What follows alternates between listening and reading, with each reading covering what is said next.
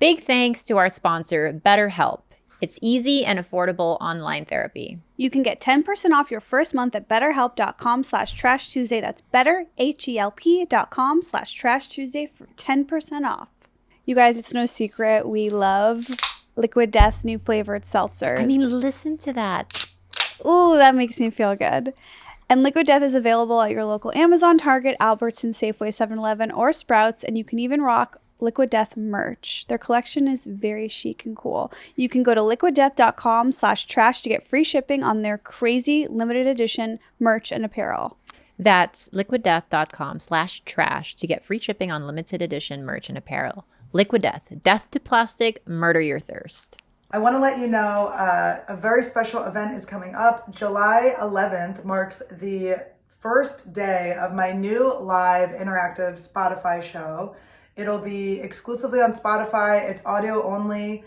It's called Don't Bore Me with Annie Letterman, because you know what? I've been entertaining you guys all this time. It's time for you to entertain me. It's going to be a fun hang, super interactive, and I cannot wait. So follow me on TikTok, Instagram, and Twitter to find out more details about that, and get ready for July 11th, baby. It's going down. You can also see me live doing stand-up, my favorite thing to do in the world. I can't wait to meet you afterwards and sell you shirts and sign your shirts, and maybe you'll get some sunglasses. I can sign them. It's small, but I can do it. I'd love to rematch you with all my slugs. So I hope to see you out there. I will be next in Austin, Texas at the Vulcan Comedy Gas Company, Vulcan Gas Company, on one night. It'll be July 29th. I can't wait to see you guys. Can't wait to meet you. It's going to sell out, so get your tickets fast. I'll also be in Springfield, Missouri, August 19th through 20th. Pittsburgh, September 9th through 10th, which means I will be flying home on September. You remember. So come out to that one. And then later you can see me in Tempe, Arizona, and Caluso, California at the casino. That's a one-night or two. It's going to be so fun. Come gamble with me. I'm going to then be in Kansas City, Irvine, San Jose, Michigan, Dania Beach, Florida. So many other gigs. Go to annieletterman.com/shows.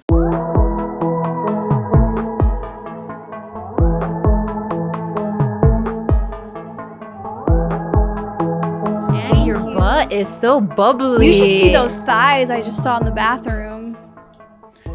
Dang. They are Spray tanned. Ooh. Put a little filter on that one. You guys, we're back. It's girl time. Uh-oh. Scary. Well, I do have my period, but also it's just like... Ew, don't give it to me. This is the first time we've recorded since Roe v. Wade was overturned, so that's It was? fun. I don't watch the news. I didn't know for like so late into the day. Todd's like, how you feeling? I was like, about what? I was like, I'm having a great day. What are you talking about? It's the creepiest thing that could ever happen. Thank you so much to our country. Yeah. Thank you guys. You know what I decided? I decided this on stage last night. I'm just going on the boy side. I'm done with you bitches. I'm done. It's too hard. I'm not fighting for us anymore. It would be so much easier. You guys are stupid bitches and you're stupid, nasty tuna pussies. And it's so disgusting. You love murdering late-term abortion. By the way, are there really actually late-term abortions? Is that even a real thing? Who cares? Yeah. But who cares? Yeah, who cares? Do well, what I don't you want want to cry when I abort it. If it comes out crying, I'm on their side. It's so scary and weird, and I don't know how to feel or how to cope other than just laugh through the pain. I had a really crazy memory. I'm about to tell a fucked up story. Are you guys ready? Yeah. Let's get it going.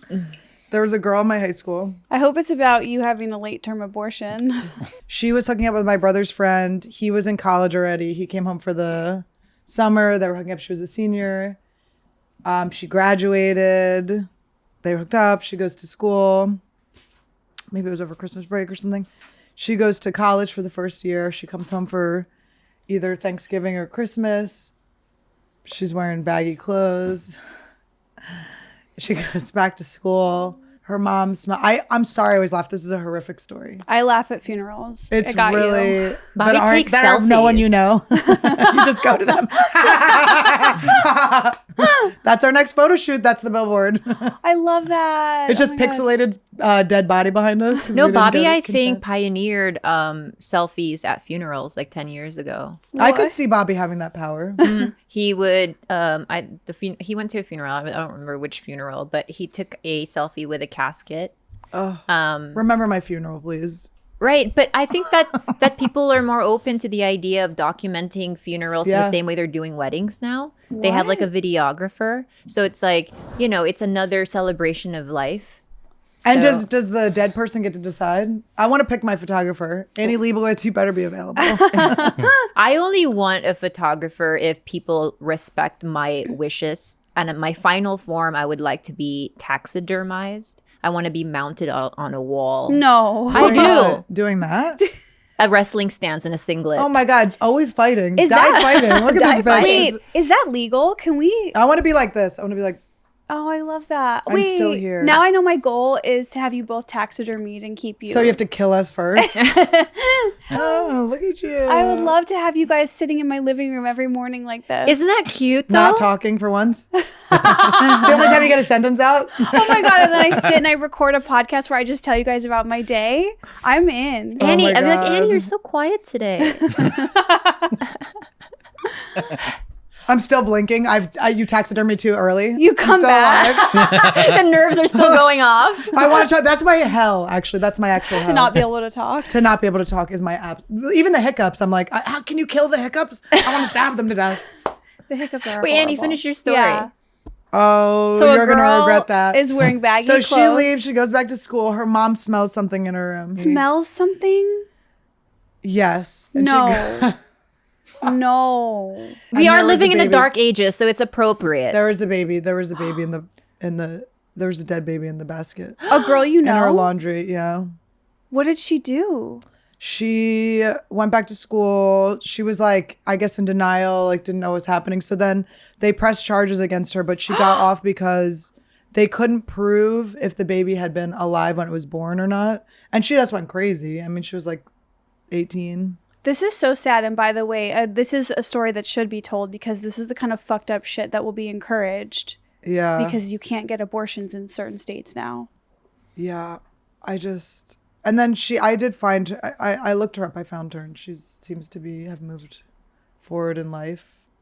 She has a partner. It's good to know. No kids. It's good I don't think she has kids. Okay.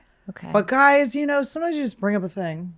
No, I'm not kidding you. Like, that's the kind of fucked up shit that the Supreme Court wants to happen if they don't want people to be able to have abortions. I saw my friend Mike Lawrence last night, who is a comedian. He's funny. He's a monster. He looks like he crawled out of a garbage can.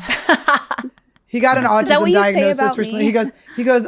He was like, I'm so happy to finally be diagnosed with autism. I'm like, I diagnosed you 10 years ago, brother. I was your doctor, Annie. I told you.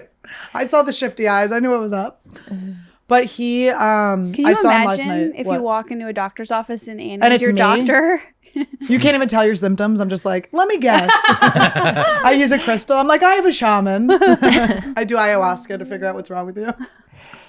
But so I was talking to him last night and he was having trouble adopting. Him and his wife, their adoption had fallen through twice. And I was like, well, here's a positive. You're going to be able to get a kid. He's like, 100%. I think it's going to be. He's like, I'm going to have my pick now. Yeah. So there's some positives. People that are having trouble adopting will have more options. No. Annie. Listen, I'm trying to find a little juice of joy in this. Joy juice. I appreciate you offering that up to him as encouragement, but here's why I disagree. Because my mom got pregnant when she was 21 and I'm pretty sure she didn't want to keep it. Like, I feel like she low-key dropped that, but the guy who got her pregnant was from a Catholic family and immediately told everyone, so she had no choice. And she, obviously, when she had the baby, like, yeah, you carry it for 9 months, you love it, you want it. Mm-hmm. And she said that, like, 5 days after she got home from the hospital, I think I might have told the story on here, but it's more relevant today. 5 days after she got home from the hospital called her and they're like, we know you're very young. Do you want to give your baby up for adoption? And at that point, my mom just started crying. She's like, hell no. Like, this is my baby. So it's like, it doesn't just become easy to like give it up for adoption. Once you're a woman, you go through that. Like, you're biologically designed to fall in love and keep it. Yeah. I don't know. But So that's your sister? The point is there's my so mom many wanted children. to abort my sister. There's so many people in your family that wanted to be aborted. It's really, guys. we're seeing a theme here. And for you to look like a tall, grown, sucked out fetus is really disrespectful to them. To just see you saunter in on Thanksgiving, just throwing what they could have been in their face. I have a really good story I'd like to tell in front of the Supreme Court. Yes. Okay, And- we'll be the judges. Well, you guys already Cut your know this pussies out, story. bitches. Okay. You guys know that I'm an accidental brother fucker, right? Yeah. It's never been with intention. I don't actually lust over siblings. Surprise. But if abortion, go I ahead. think your sister's so hot. I'm so attracted to her. Sorry, I just wanted to say that. Can I also interject that a lot of like the really good porn videos happen to be under the category of like step siblings. Yes. And it's like I try to like just pretend that wasn't the label and watch it, but then sometimes they'll say like, "You're my stepbrother." And I'm like, "Ah!" But I just want to say I accidentally jerk off to that, and I didn't mean to. Thank you, Esther. That makes me feel a lot better. Nobody believes you. He's like such horseshit. I've never seen a fake or stupid Sibling is not a hot. You don't have to a me. brother. Okay, I have a twin brother. No, I'm just kidding. It happens. He's so cute. Well, I'm going to tell you this. You're not going to accidentally jerk off to this story. Okay. When I was 19, I hooked up with a boy who I then, after we had been dating, and it wasn't until after I got pregnant by him did his grandma find out and then sit us down and then say, yeah, you might want to terminate that pregnancy because that baby is going to have a tail because he might be your brother. So Supreme Court, I'm telling you, I would have had a little gargoyle with a tail. Supreme Court, really what we want to say is when a child is born named Khalyla, we need to separate her from all of her siblings because I will she's find so them and hot. fuck She's them. literally so hot. That Annie, you're even doing her it again. family- You're doing it again. Wait, she's not hot. She's ugly. So ugly. No, she's I just forgot. normal. She's hideous. She's just a person. She's just a person. She's not someone that even brothers lust after. I would have had to live a life like having to explain to my child with a tail why mommy's so much hotter than them. why I chose to fuck my brother. This is one of the worst cases to take to the Supreme Court. A tail, they're going to go, what? Speaking of a tail, you're really weaving a tail here, bitch. What the hell is this? I'm just saying the chances of, inbreeding are sometimes a little weird and off. Is that why you're worried about your eyes being far set? Because all your kids are going to be even more far set because they're going to be half your... Yes. And at 19, I was Nephew. obviously a dumb drunk. So they would have had, for sure, would have had some type of, fetal alcohol syndrome. I would have taken you home if you were drunk. I would have taken your sloppy ass home and just fucking raped you. Oh, that's so I mean sweet, that from Annie. the bottom of my heart. Aw. Annie, that really Sorry. means a lot to me. I'm not a pedophile. I can admire the story. Okay, we have to call Esther hot and Khalyla ugly. Those Yes. are the No, rules. then Let's do it. Esther everyone. doesn't like it. You guys, anyone that tries to protect Esther, we're giving her Esther exactly what she wants. I know this bitch, okay? But honestly, Esther, during the Tiger Belly live show, when you mounted me, and then here's what hurt my feelings. Can I tell you what hurt my feelings? Yeah, tell me Annie? all about it. I wasn't there. I was in fucking West Nyack having a great time. I was like, Esther, are you okay to kiss me? Consent, all of that. And she was like, yeah, let's just cheat a kiss. Because she didn't have her tongue scraper. It's I promise. because I never want to be I don't want to make you uncomfortable. Me uncomfortable. I asked for the kiss, and you rejected me. She I fucks didn't her know what you siblings, meant. bitch. She fucks her siblings. and yes, I was impregnated by my brother. This And is what are insane. abortions like in? I can't imagine in the Philippines abortions. The are 80s. that. You can't imagine what it's like There's now. a coconut even. involved somehow. Seashells. They just throw coconuts at your stomach. It's so funny. They used to sell this very dangerous cocktail outside of a lot of churches in the Philippines. They were very cheap. It made women very, very sick and ill. And a lot of women eventually would, if they survive, they would have a lot of ramifications to their reproductive system. But they would the irony is that it was always sold outside of churches.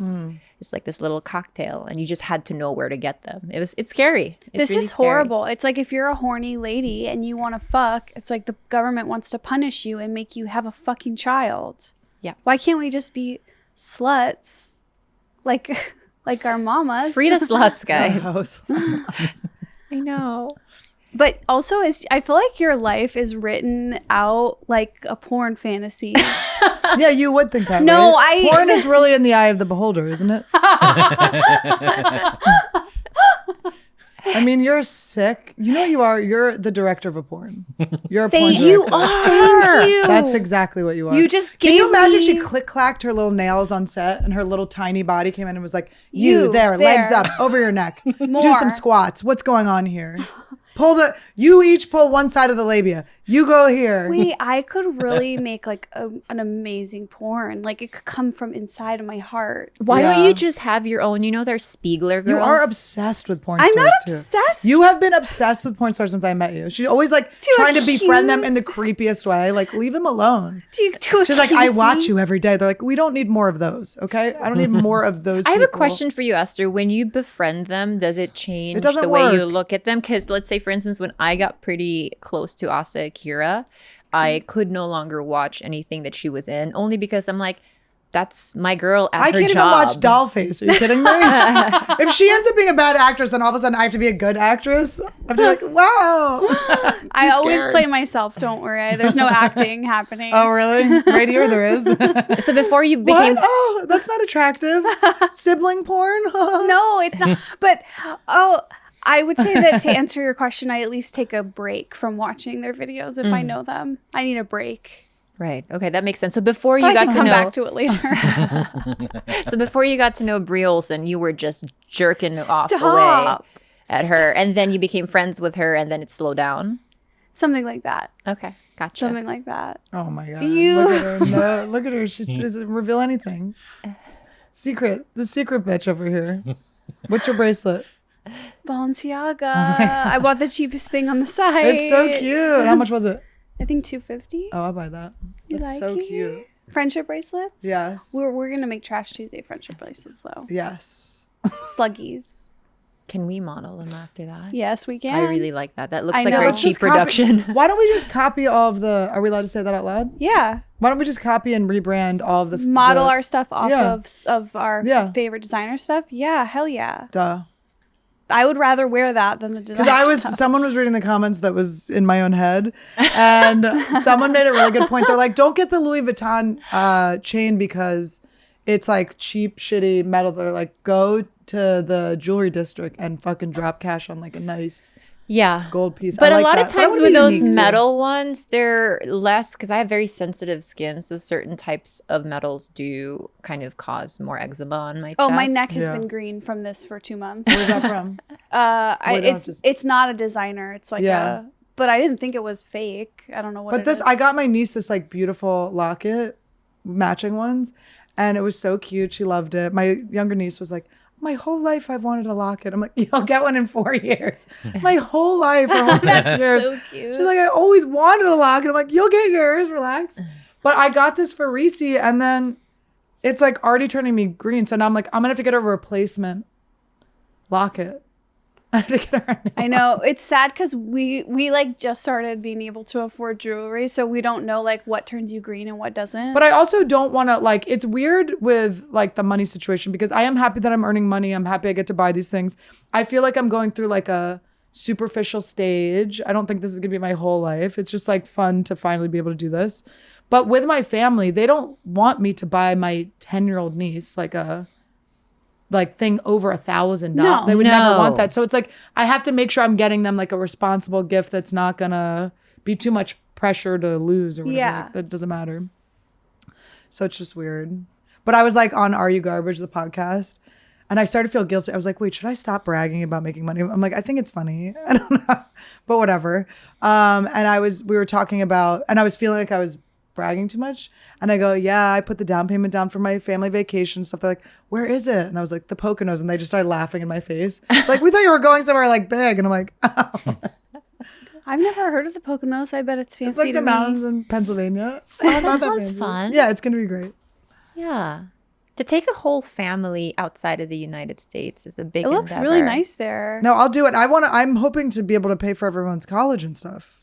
I shouldn't say hoping. I'm going to pay for everyone's college. Speaking of family vacations, Carlos is in Cabo right now. He flew first class. Love it. I'm like, must be nice, fucker. With his whole family? Yeah, they all met in Cabo. They do all have money, huh? I didn't know that doctors really made that much money. I thought that was kind of like fake. I think like surgeons Yeah. and I do want them to I want them to be flying first class. Yeah. I want them their to have kids. You want their son? I mean, just give him something. He needs. We're all laughing at him and he's not here. That's great. 'Cause we do it when he's here. We do it when he's gone. We treat him the same when he's here as when he's gone.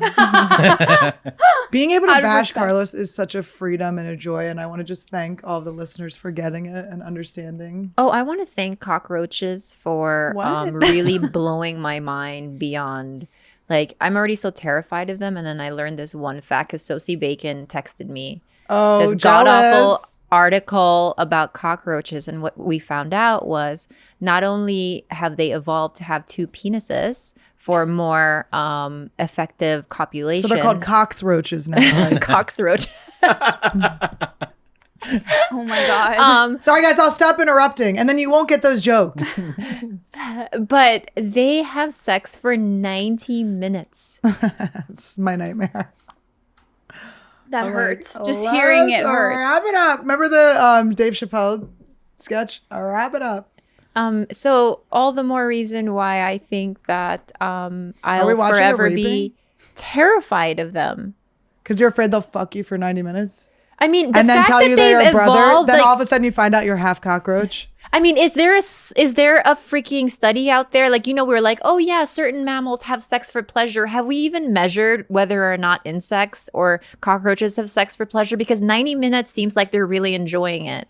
That's a whole lot of foreplay. What is the So we perfect, shouldn't have eaten them? Right. What's the perfect like number of minutes for sex?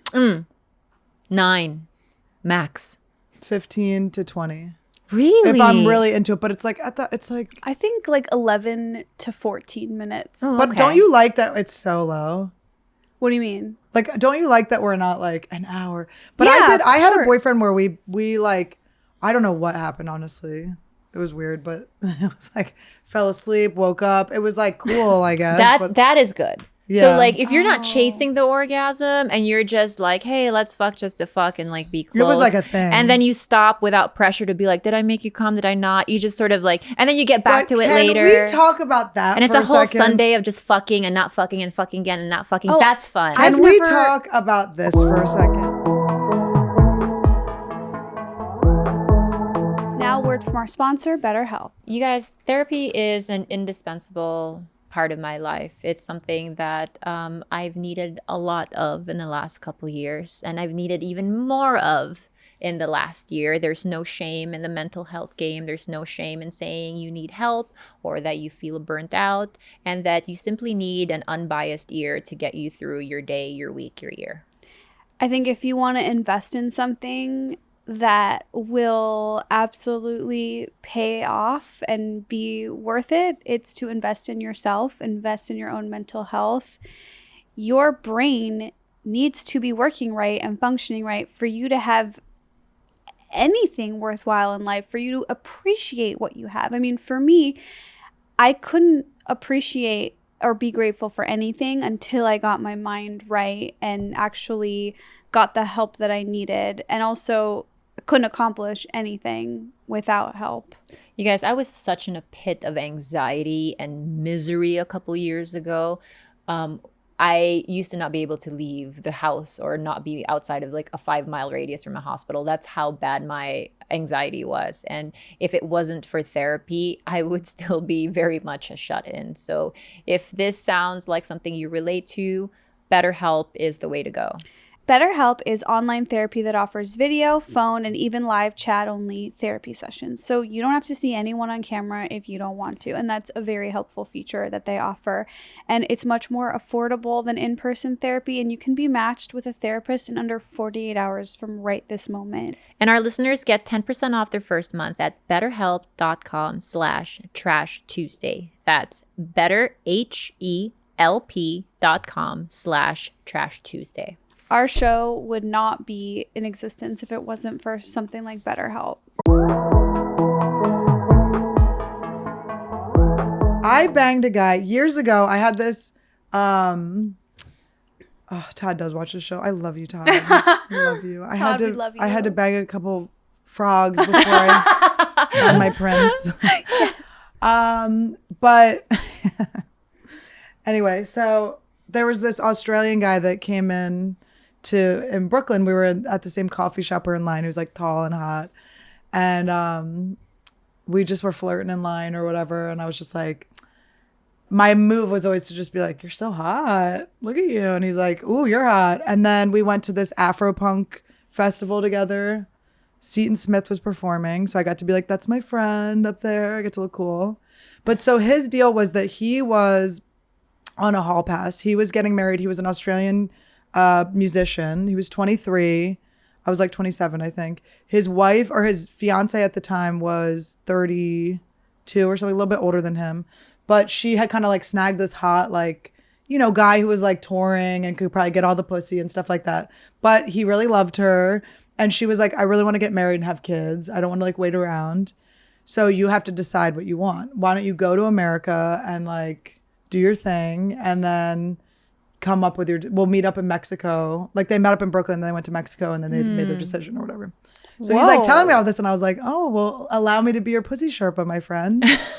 And so we hung out. Like I wasn't sure what was going to go down or whatever, but we just really clicked. We just really got along. We had such a good time. He was so like cool and respectful and interesting and fun. Like he was just a great guy.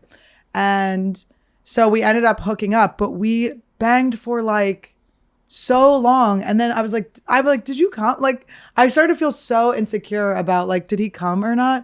And then I never asked him. I think he did. Or maybe I did ask him. He was like, "No, I came already." And then I kept fucking you. Is that a thing guys do? Yeah, some guys. 23? Fuck yeah. Hell so he yeah. just kept going. And then, but I was like, in my head the whole time, like, oh my God. And then and then we went out. He came to one of my shows. I was doing a show in Brooklyn. Oh, so there was a real connection. We were friends. It was like cool. We like really liked each other. But so that, and he was kind of talking to this girl and I was like, full permission, obviously. You're on your hall pass, whatever you want to do. And he's like, "No, I want to hang out with you." And I don't even think we banged. Like we just hung out. And then years later, and then like a couple years later, he DM'd me. Because then he was like, "Oh, my girlfriend's coming. Like, sorry, we can't like hang out anymore." I was like, "Awesome. Fine. Thank you. Fun time." He DM'd me like a couple years later and was like, "Hey, I just want to let you know, like we did decide to get married and we had a kid." And I was like, "Did you name it after me?" And then he was like, "But I just really wanted to like let you know, I just like loved meeting you." He's like, "I loved meeting you. It wasn't sexual," which keeps making me think you didn't come. I didn't like you sexually. I'm like, "Ah."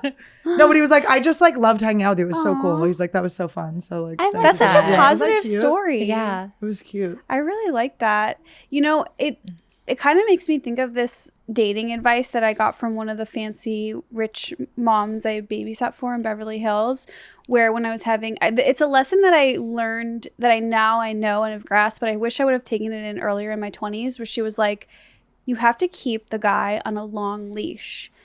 Like, let them go." Like, and because I don't know, it made me think of that when he said he was talking to another girl, and even the woman he ended up marrying, she was like, "Go." Yeah. Like, I clinged so hard and so tight to every fucking guy that I talked to, like up until probably like literally 10 years into Dave. You were such a liar. I know. No, I know. Okay. 10 years into dating Dave, but like the long leash, it works. Like you go have fun, go do your thing. Like that will make them come back. But the issue, I think the reason it worked in this situation, well, he didn't come. I mean, he married another woman, but there was no expectations. I've had one guy that I hooked up with and we had no, like, it was just going to be like like an affair type thing. Like not like nobody was dating anyone, but it was just like when you really go in and you're like, I promise you that this is just about like, I like you, I want to get to know you, but I'm not like really looking for anything now. That is like the most powerful, fun time. But when I like want someone to be my boyfriend, I have trouble being like, if I'm saying you have a long leash, I'm lying. Yeah. And then I'm like still like nervous and probably especially at that age, because I was not securely attached at all. Yeah. Like I wanted to be the very best in his eyes. I wanted to be the one that really like, you know, I wanted to be everything. A sister, a lover, a cousin, an aunt. But this girl on TikTok, all my references. Guys, I'm now in. Look at my nose. It's a button nose. I love the TikTok. TikTok is amazing. It's the future. But basically, she said something that really hit home for me, which was people who are not securely attached are actually the most emotionally unavailable. Because I'm like so desperate when I like someone. It's just like, I'll do anything to make it work. And I don't know. She takes it away. And that's how I've been. I have pedaled to the metal. This fear of like, I always rush to commitment. Yeah. Because I'm so afraid of having these big feelings without reciprocation that I need it immediately. And I've never learned to like slow down. Yeah. Well, I've never learned to date someone for months. It's always been like, and thankfully Bobby was very similar. He was just like, all right, you're my girlfriend. Yeah. I'm like, oh, okay, good. Like it worked out, right? Well, yeah, because I also do a thing where it's like, I need the guy to tell me like, do you like me or not? Like I need to know right away, but I don't even know yet. Like, I don't know if I like them. Oh, right. But like, I'll like have been, I mean, there was that one guy, one guy where it was like, this was not my person. I mean, it was like, there was guys that I was in like toxic things with where it was like, okay, maybe this is my person. We're like, we have some similarities. Throwing dishes, we're like Trump. But it was like, there was one guy where it was like, I was like, I don't even think you're like my guy. But I was like, you must tell me you like me. You must tell me. Like, I just needed it so bad. For me, I feel like Dave and I were almost in such different relationships. Like he was slowly dating me and I in my head was like, we're married. Thankfully, like I slowly learned to like, your fake engagement, is that what you're talking about? You fucking tricked him into getting engaged. I have no interest in getting married. Well, no, it's like I was literally from day one desperate to get engaged to him. Right. Desperate from year 1 to year 6. Like it's all I thought. I wanted it so badly that once I got it, I was almost like, oh, I can breathe and enjoy this. You were anxious that he might leave you, right? Yes. And then so once the ring's on, you're like, there we go. That's exactly. I trusted the ring, like for some whatever it is, like that was enough for me. He was always into you too. It's so funny. As your friend, he was always so into you. I know, and he would always say things to me like, we will do those things. Yeah. But it just went in one ear, not the other, because I was so anxiously attached. Yeah. I actually read a comment that really was interesting and I want to tell you guys about it. So last week I said that I maybe wouldn't want to have sex with a guy who had hooked up with a lot of girls because like he won't appreciate it. And someone commented, well, that's like, you always say that guys slut shame girls for hooking up with a lot of guys. Like, why? You're kind of doing the same thing to guys. And it really had me thinking, like, are they right? Am I right? And I just want, like, what do you guys think of that? Is it slut shaming to not want to be with a guy who's hooked up with a lot of girls? Or is that hypocritical? Because I feel like it is, but it also isn't. But if you're not a fuck girl, and why would you fuck a fuck boy? Do you know what I mean? Like, were you looking to just bang someone? No, this isn't based on a specific, it's like, is it okay for me to judge guys who fucked up with a lot of girls? But also, I guess not. I don't know. What are your reasons though? It depends on the reasons. If you're like, I can tell you from someone who is with Bobby, he's been with hundreds and hundreds and countless of women. And he, my biggest fear in all of that was, what am I getting here? Like I'm rolling the dice on STDs and things like that. So I was very careful about making sure that, there was testing and all of that. But that's my biggest fear because I have a big fear of sexually transmitted diseases because that's somehow, like, you know how Bert Kreischer was talking about, that's a OCD thing he has in his head. That's something that I obsess about a lot. I feel like everyone does though, don't you? Right. Obsesses about, dude. I'm like not all, because I have some friends who really just like raw dog with absolute abandon, and they're just like, who cares? Oh my god, antibiotics, whatever. Like they really are okay without it. I have that weird compulsion and obsession. It does not leave my head. So that would be my reason to give me pause. But it actually it makes me feel better to know that they have absolutely drained their balls to the point where I'm like, you've had it all, and now we're in a relationship. You're never gonna be like, you know what? I wonder about having sex with this person. I'm like, no, you fucked 400 people. No. Can we just say no? Can I say no? You know? That's an interesting, I hadn't thought about that perspective, because when I had originally said what I said, it was more like I never wanted to hook up with guys who had been with a lot of women if I knew they had, because then I wouldn't feel special. But it's about you. Yeah. It's like not about, you're not like, you didn't mean to be judging them. You were more like. It's not my preference. But Esther, isn't it more of a compliment to know that a man has been with 1,000 women and somehow he's chosen you? But she just means to bang, right? I don't know what I mean, but that is like, I'm interested in that perspective. I don't know. That's how I see it, at least. Like, I'm like, oh wow, I like that. You chose my pussy out of the plethora of pussy. The standard pussy. Yeah, the very standard average pussy. I just think, I always am like kind of sad if I date a guy and he's not like, he wasn't as sexually active as me. I'm always like, oh. I wanted to be matched. I'm a twin. I'm codependent. I want to be matchy with you. I want to wear the same tracksuits and have the same track record. I find it hot when if I don't know what's wrong with me. Maybe I'm kind of a cuck in that way. I like listening to dudes that I like talk about exes, and it kind of, there's this fire in my chest and it burns a little. And I get that. Yeah, it like makes you a little hot. Jealous, like there's a little jealousy competition thing. But also to that comment, which I'm appreciative of it because it at least got me thinking, but traditionally society slut shames women and they don't do it to men. Yeah, men are like. So I'm kind of like okay with being like, let's not slut shame men, and it's okay that I don't. Let's not slut shame women, and also that doesn't mean that I have to. Like guys but who also you're not wrong, because men don't feel shame about banging a whole lot of women. Is there even a way to slut shame a man? No, this whole patriarchy doesn't allow for him to feel shame. Really? They might. I don't know. It's like there's case by case. There's got to be guys that feel write shame. us. If you're a guy who's ever felt shamed for being with a lot of women, will you like write one of us and tell us your experience? I have a guy that I'm friends with who I do comedy with, and he this is not dry snitching on anyone. I promise. But he used to get a lot of pussy. Like if you ask people like at the Comedy Store, like who got the most pussy back in the day, they always say him. But now he's engaged. He's like, it's done, Annie. I'm done. I'm so happy to be done with that part of my life. I'm in love. I can't wait to just get married. I have so many guy friends who are not, they sleep around, but they're not happy about it. It's like filling a void. I'm telling you, it's that thing of not getting banged in high school. Yeah.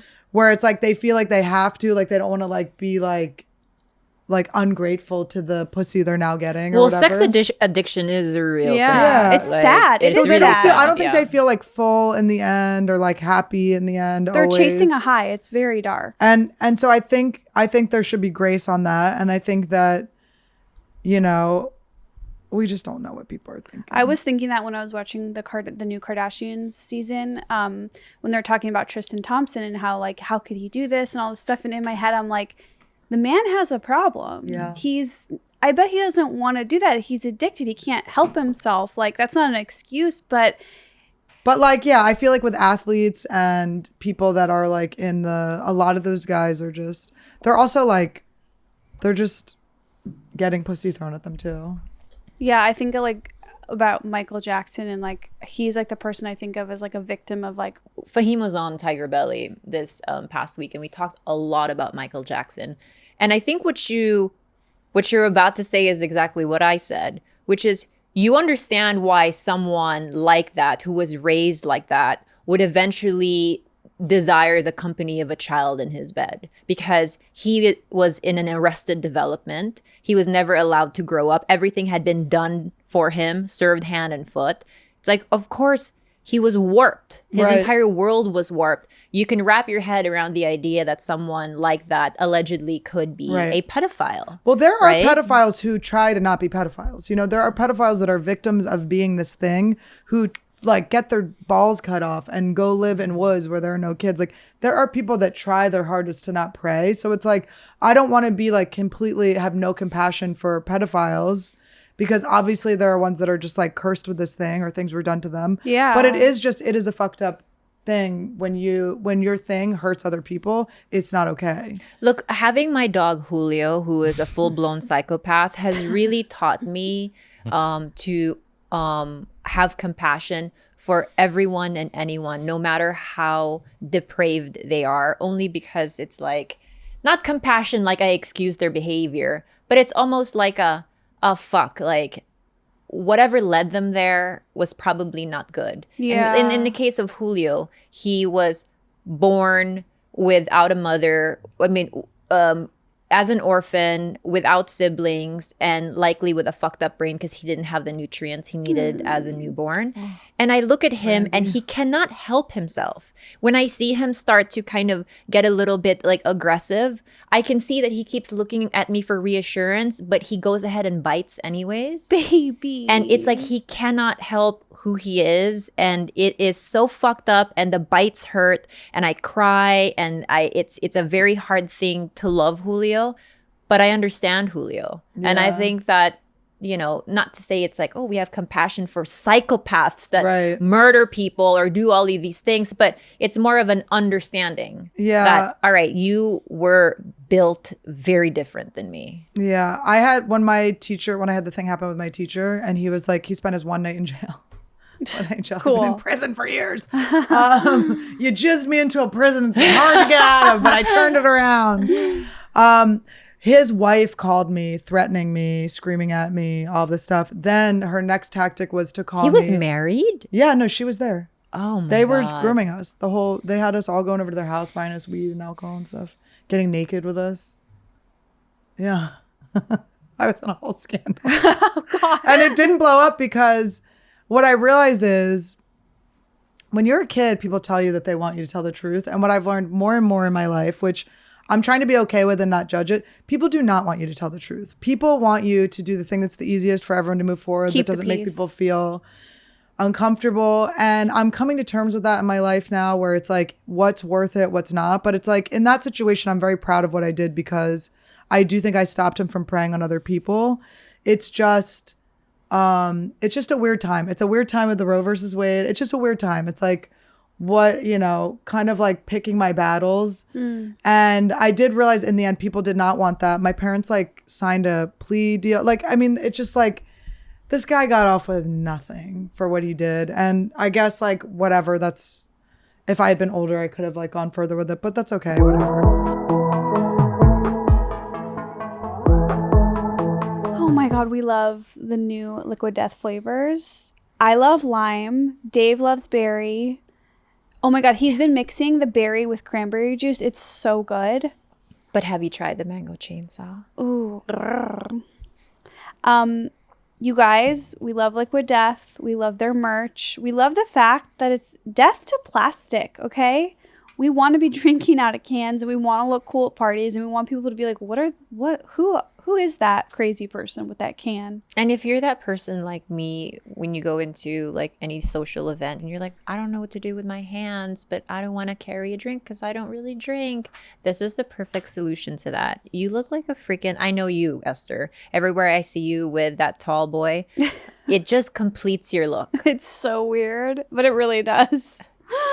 And the best part is that it's not beer, it's not crap, it's water from the Alps. I don't know what. Actually mountain spring water from the Alps. Thank you.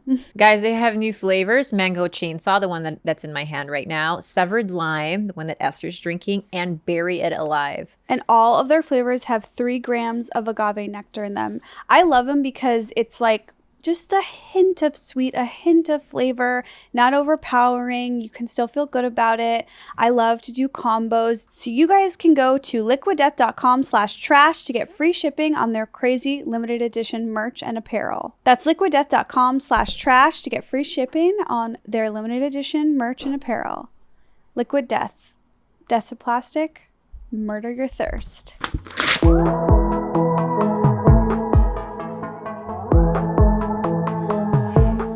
But yeah, no, it's just a weird time. I don't know. It's weird. It's like,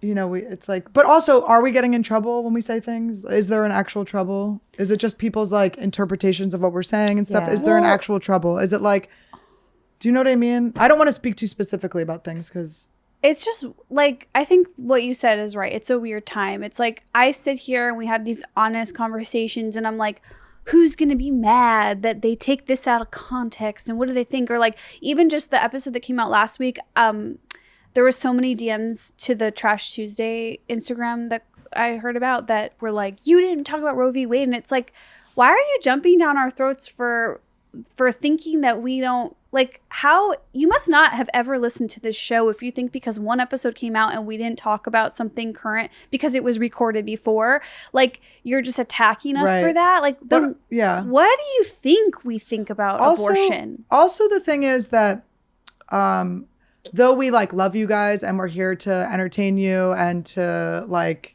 have this open discussion with you guys, we're not here living for you. We are ourselves. We are here like having our day, doing what we want to do and hoping that's my, like, I hope that you see that we're doing that and living fearlessly and just saying our shit and that you can be inspired by that. You are not different from a man telling me to stop saying something. Mm-hmm. You are not different. If you're telling me I have to speak out on something, you're not different from a guy telling me I have to stop speaking about something. Yes. It's the same thing. Yes.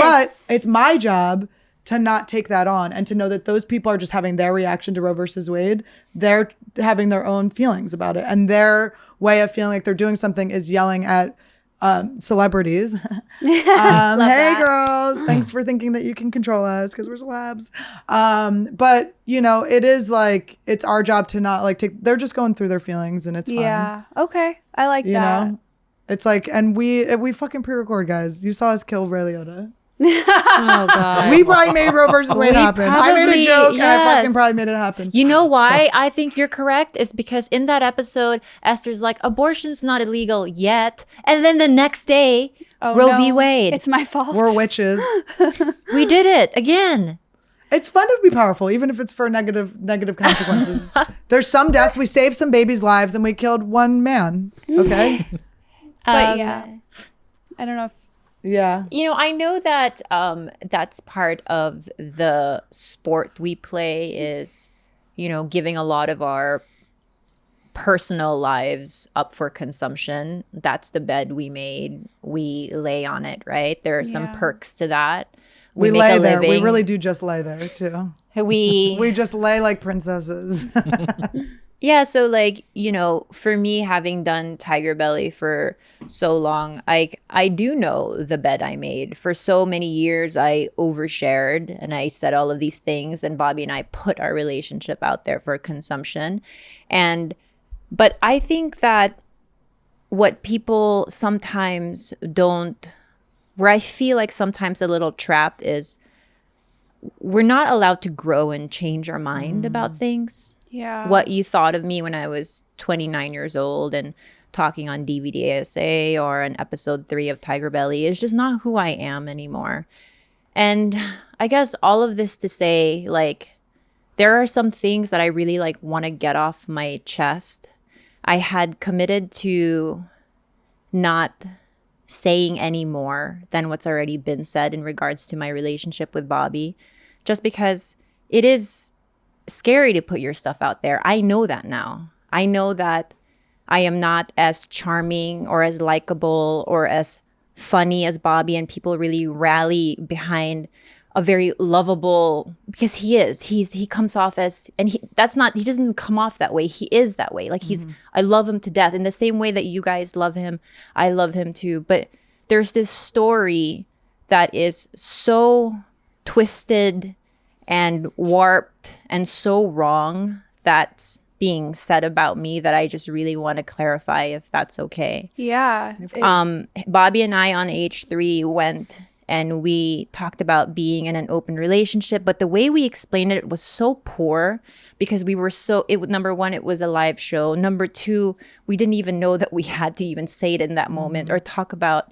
And then we went on Tiger Belly, and again, we explained it poorly because I wasn't present. He said, it was poorly explained. And there's this idea that I was the one who asked for an open relationship. But the truth is, and you guys know this, I am not the one who asked for an open relationship. And that's a fucking fact. I am not the person who instigated, initiated, even thought of that as a realm of fucking possibility for my relationship. The truth of that is I intercepted something alluding to Bobby and another woman in Hawaii. And that is even how the conversation ended up to having an open relationship. I didn't instigate it. I didn't start it. I didn't cheat. Bobby can corroborate this story. We could probably talk about it in a different time in a clearer way when things aren't so like high pressure on fucking live H3. I didn't do that. I simply didn't fucking do that. And if we did move into that space of an open relationship, just because you know about what I did doesn't mean that Bobby didn't go ahead and do what he did with whoever he did. I just chose to not know. He chose to ask me that information. I gave him, openly said, this is what I've done. I opted out of knowing that information. It doesn't mean that he didn't take advantage of being in an open relationship as well. And I am so just like, that shit hurts me, you guys, because I feel like here I have this mic, but I can't even like tell you my truth because I feel like that truth is going to be twisted somehow. And I understand that you guys want a villain in this story, and it makes life easier to understand when you have bad guy, good guy. And I understand that I have made a lot of mistakes in the last 8 years of my relationship with Bobby. I'm complicit in that. But there are two people here. There really are. We have loved each other extensively and deeply, but we have also fucked each other up in a lot of ways. And I'm exhausted. I know. Like, it's so annoying. it frustrates me almost hearing you say this because, like, I just feel like I am so convinced that no one is going to listen. Like, because there's so many comments, like, saying these things about you. And it's like, do they even care to hear the truth? Or do they I have to like resist writing people. I want to like write people back and be like, that's not what fucking happened. And also this all stemmed from us trying to tell like a thing that we experienced. Do you know what I mean? But then it turned into this whole thing. And then it's like, it's so easy to be like the cheating whore. I know. And like poor Bobby, this innocent little thing where it's like, Bobby doesn't need you to think he's an innocent little thing. He's a 50-year-old fucking man, okay? He's a grown-ass, successful fucking man. He was on Mad TV, you fucking idiots. Like, he was on shit when you were fucking 2 years old. So stop. Like, it's like infantilizing him. It's like making him this tiny little thing. And it's like, look, people get hurt. We all have been like in a weird, stressful fucking situation, no? And it's like, Khalyla's getting this hit that is like crazy. It's crazy. And it's like, we shouldn't care about comments. We shouldn't care about that. But what the fuck, guys? What the fuck? I said, we made our bed. We started this whole journey oversharing. And I am, I'd like a little bit of my life back, I think. And I think that no matter like where I go or him and I, wherever we go, the love is permanent. We never grew apart. We grew even closer. But in what capacity we choose to move forward in this life together, whether it's a couple, whether it's just, close family, whether it's a business partner, I just don't think that I want to give so much of that away anymore, because I do love him, and I for once in my life, like, I want to protect what we have, which I wasn't doing for a very long time. I realize that now. I gave so much away. We weren't protecting what we had. We were giving it up for people to consume. But yeah, I'm fucked up over it. Well, also, it's like, I feel like you're in this position where it's like, you, at least a position perceived, because I guess we're all like listening to outside sources or whatever, but it's like, you feel like you have to like defend yourself all the time. And it's like, even the reason you came out with it on H3 is because you felt like you were being threatened and you had to like come out with it, you know? And then it's like, you come out with it and then you're like attacked even more. And it's just like, what are we supposed to do here? It's almost like, is there a fucking gender war, really, guys? Yeah. Is that really happening? Because not on this show. No. Not on this show. Yeah. There's not on this show. And we've met all the people there. It's like, we have boy slugs, girl slugs. It's like, and I read the comments last week. Our last week's comments were really good. They really were. Thank you. Oh, Thank Pete, you. Good timing with a banana. Thank you. Yeah.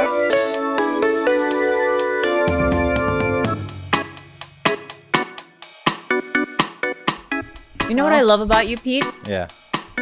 Is that there's a third person here whose armpit sweats. Oh, no. He says he wasn't molested, but you were molested. I think something happened in your childhood, Petey. I got to think about it. Maybe. What a privilege. He's got to think about it. Do you have a jaw thing? No. Oh, okay, Pete, you're fine. It's better just not to remember. Thyroid? Do boys have thyroids? They have thyroids. They do have thyroids. They're on roids. Oh, should I call Carlos? Oh, yeah, let's call Carlos. Let's interrupt his vacation. Carlos can never be mad at us for calling him gay every day. We include him in everything. He knows. Yeah, we don't care. Carlos doesn't get a vacation. He blocked my number. Esther flies to Mexico. I will show up and ask him to tie my shoe. Los, how is? Hi, sir. Oh, you paused. What's going on? Carlos, I'm good. How is your first class Mexican vacation? It's good. I'm eating tacos in my room right now. You better not be eating the tortilla. Of course not. Of course not. He's just eating the meat out, guys. Carlos gets it. Carlos gets it. He would not have eaten that cupcake either. Carlos, how was first class? What flight was it? What airline? It was Alaska, Burbank to Cabo, and I had overnight oats. And everyone around me had sausage, like biscuit breakfast sandwiches, and I was like, hell no. No. That's why they're getting 2 first class seats, right? And you're only getting 1. Wait, you flew out of Burbank, you little bitch. Burbank's the best. The best. I live so close to LAX, though. Don't stalk me. I live in the terminal. Guys, how's the episode going? Did you talk about Roe v. Wade yet? We got kind of intense at times. We cried. All 3 of us cried. We actually all cried because we miss you. What? I'm gone and you're crying? Yeah. I choked it back a little though. I was like, don't let them see it. How's your nephew? He's super cute. He's cool. And he's getting all the attention, which is a little annoying, but I hate that. Okay, you used to having Esther get all the attention, your other little nephew? All right, well, we'll let you America's enjoy. little nephew, Esther. All right, I miss you girls. Bye. We miss you. We miss you I too. miss you, it's lover. not the same without 4 girls. I think next time you and Bobby open your relationship, you should both only be allowed to fuck Carlos. I think that's what I'm your new therapist. If we were artists, like we're putting our art is like talking in these conversations and putting these things out. Like you don't really get to have a say in how people interpret your art once it's out there. So it's like maybe we do just need to really detach from. And it sucks. We don't want to I swear reading the comments is like I want to like see what you guys think and get a take. But it's like maybe we do just have to completely detach and just like I think for me, it goes in flow, ebbs and flows. Like sometimes I have to completely detach from things, and rumors and comments and Reddits. And then sometimes I'm like, oh, I'm feeling really secure and I can dig around and find, oh, that's interesting. I think like it'll just like everything in life, like it's always going to be up and down and change and flow. Well, Bobby, funny enough, gave me the best advice in all of this. Because I was like, I feel like I can't even speak my truth. I can't even like say what I want to say in all of this. And he was like, the more they speculate, the better for everyone. And I'm like, it doesn't feel that way. I hate that. But... It doesn't feel that way. He was like, Khalyla, he's like, none of it matters. It matters that we continue to podcast every week, side by side, that we love each other, that we're kind to each other, that we're not abusive to each other. He's like, we have our truth. Whatever truths that everyone comes up with outside of here, he's like, it doesn't matter. Yeah. It's click, click, click, click, click, speculate, write that shitty comment of yours, write that shitty comment. But it's like, no matter what, you still take up real estate in their mind. Right. And that ultimately, he's like, that's the biggest win. He's like, you could clarify the truth if you want. He's like, but it's not necessary. It's also, he also assured me it wasn't going to stop the hate. Right. And he's right. It's not gonna. Mm-mm. I mean, I'm doing it just because I just need to get it off my chest. Maybe we could take some of it.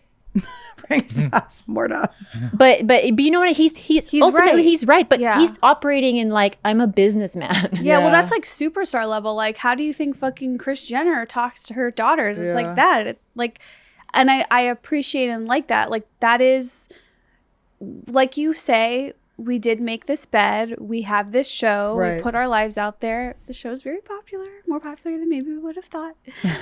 And growing. Yeah. And like, so when I do have like those low moments and there's a denouement and there's a this and a that about me and anyone that I love and care about who are real people, we're all real people. We wake up every morning, whatever, like, we drink our coffee. I just have to go like, Kim Kardashian, everybody hates. There's probably moments where she feels like everyone hates her, but she still wakes up. She goes to her Skims meeting and like kisses her kids and eats dinner and has a great fucking life. And like if she can do it, I can handle the little bits that we have to deal with. Yeah, it's like right. Like because what else are we gonna do? What are we gonna stop being ourselves to like appease people we've never met? Yeah. And if you think about it, right, you hear an hour of us talking. 24 times 7 is what, Annie, I won't ask you. But that's how many... Esther's blinking, trying to figure it out. 168. What is that? 24 times 7, 168. So... Did you do that in your head? It's you, out of 168 hours that we live weekly out of here, you're judging us for 1 hour in a room together. Like, you don't know what... we do. Like, really, at the end of the day, you don't really know who we are. You know the worst parts of us because we throw it on the screen for you. You know the things that have hurt us along the way. You know the people that we love, kind of, sort of. But do you really know Todd? Do you really know how well he takes care of Annie outside of what she's already said? Or like, you know, like what that looks like, you know, what Bobby and I, what it feels like to sit and watch like a shitty baking show with Bobby. Like, you don't know that. That's 167 hours unaccounted for that you will never know us in that way. You know, there's an elephant in the room that we haven't even addressed, which is that I'm wearing Skims. All the people who fucking get it. Yes. No, I was thinking about it too. Yes. Who we meet on the road, who we run into at the coffee shop, who fucking get it. Yes. All the positive comments. Like, there are...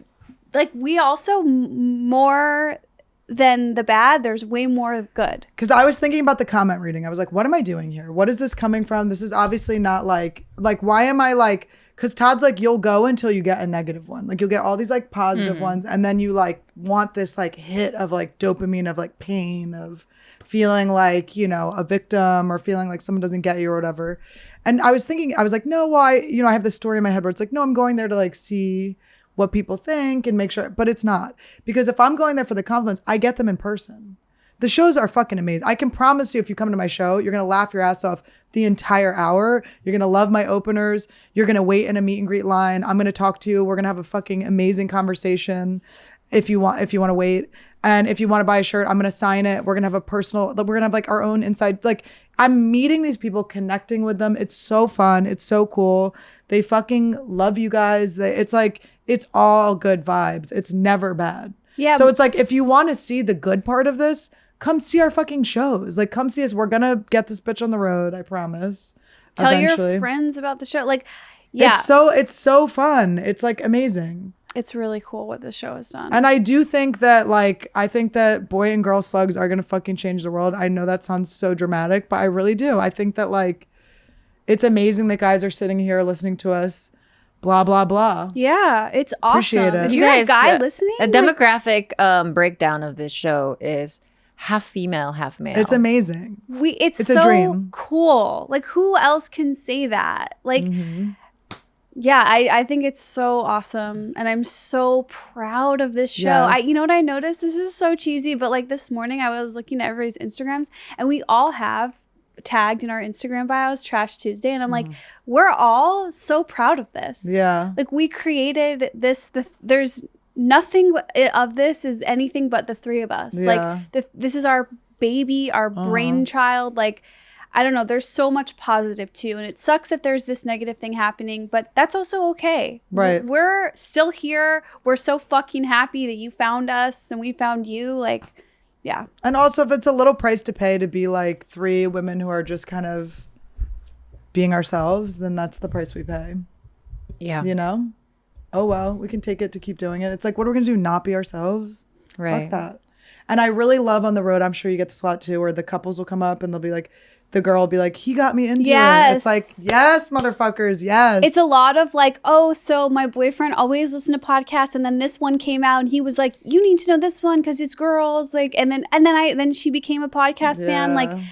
That's the other thing, and this goes for mostly with stand-up, but I think podcasts too. Like, it is a predominantly male-driven field. Like, I'm predominantly male as well, so it works. Like, stand-up was mostly guys, podcasting mostly guys. So we are acquiring listeners who have never listened to podcasts before. Yeah. And I think that's like part of the mission that we always talk about. It's like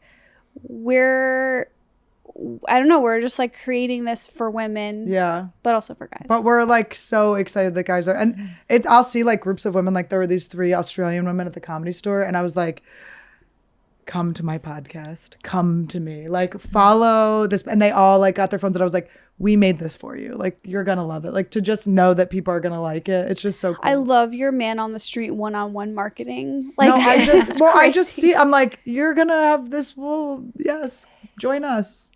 It's true. Follow us. Anyways, we're you rambling. guys, that got real serious, but thank you guys for tuning in this week.